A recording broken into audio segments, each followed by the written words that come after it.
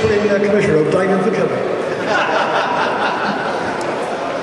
Morning, ladies and gentlemen. Thank you for coming this morning. Welcome to you all, and a special welcome to the Chairman of Pembrokeshire County Council, Councillor David Pugh, and our Mayor, Andrew Ford. Welcome to our second 40s weekend. As you know, last year we staged this event as part of the Open Doors event, and it was such a success. We had close to 10,000 people through the doors in 3 days. We thought we had to do it again. Part of that is also to highlight the use of this wonderful building. As we all know, it's been refurbished, but it's a fantastic place, a fantastic facility, and we've got to show the public what we can do with it in the future. Thank you to all our exhibitors. It's very good of you to take the time and trouble to come here and spend 3 days exhibiting and showing what you're doing to the public. It takes a lot of time and effort, and thank you for that. So I'd like to hand over now to David, who's going to say a few words.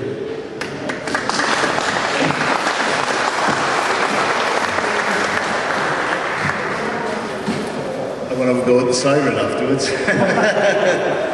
Hey, good morning, everybody. I'm delighted to be here this morning to officially launch the Pembroke Dock Sunderland Trust 40s weekend.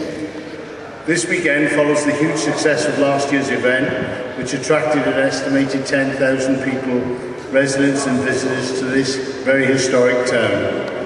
From today until Sunday, the 40s weekend aims to turn the clock back 70 years to the dark days of the Second World War, when Pembroke Dock played such a crucial role in the defence of our nation.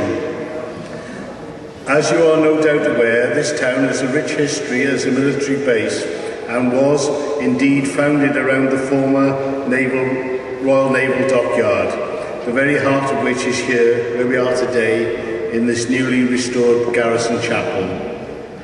This wonderful building has been restored through the Townscape Heritage Initiative, which has transformed so many historic buildings in this community. From its earliest days as a Royal Naval Dockyard, producing 260 vessels, including 5 royal yachts, through to the First World War, the Second World War and beyond, Pembroke Dock has played a key part in defending our country from its enemies. Uniquely amongst military towns, it has played host to all 3 armed services, the Navy, the Army and the Air Force. As well as its role as a naval dockyard, it has also been a garrison town for the Army, and, crucially for those of us here today, it was the only flying boat base in Wales. The 40s weekend aims to celebrate the Second World War heyday and remember the bravery and camaraderie, and not forgetting the good spirits which went into the war effort. This year's event builds on last year's success with a wide range of activities, mostly focused here in the Garrison Chapel.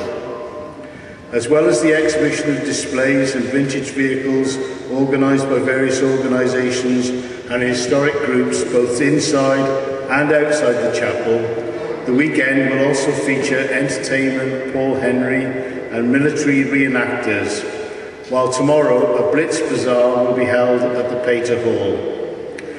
And next weekend, here's the plug, on Saturday the 10th of September, a 40s dance will be again staged here in this wonderful venue.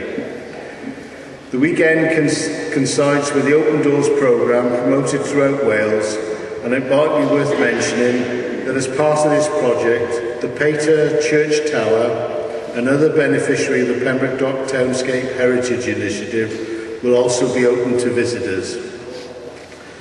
A lot of hard work has gone into all these events taking place this weekend, and I would like to take this opportunity to particularly thank the Sunderland Trust for its efforts in organising this weekend, and also to tirelessly promoting the military heritage of Pembroke Dock around the world. Since the Flying Boat Centre was opened 2 years ago, an estimated 17,000 people have visited the dockyard, ensuring that the courage and sacrifice of those once stationed in this town will never be forgotten. Without the dedication of organisations like the Trust and their many volunteers, none of this would be at all possible. So once again, thank you for inviting me, and I hope everyone enjoys the weekend to come. Thank you very much.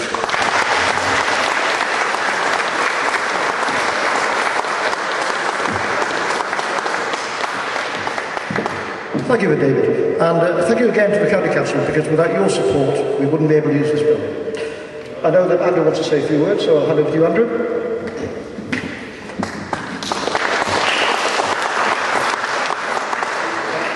Thank you, Martin. It's a great pleasure to be here to officiate at this event with the chairman, and to say how wonderful all these exhibits look. I mean, I saw them last year and they look just as good again this year, and let's hope we can get as many people in as possible. I mean, I'm a resident of Princes Street, which is the other side of that wall, so this old chapel, even as a child, was somewhere that, as I was saying to Martin earlier, I used to come and see, and it's great to see it looking so well, and I think it needs to be used more. We had our Armed Forces Day outside this year, which was quite a good backdrop for this event to happen. And the sooner this building becomes more usable in the way of facilities and amenities inside, I think that the Sunderland Trust will have a wonderful base to have when they do get it. But hopefully it all goes well, and there's lots of people to come in and see all these wonderful exhibits, and hope they all go down to the Blitz Bazaar tomorrow and see all the events down there. Thank you very much.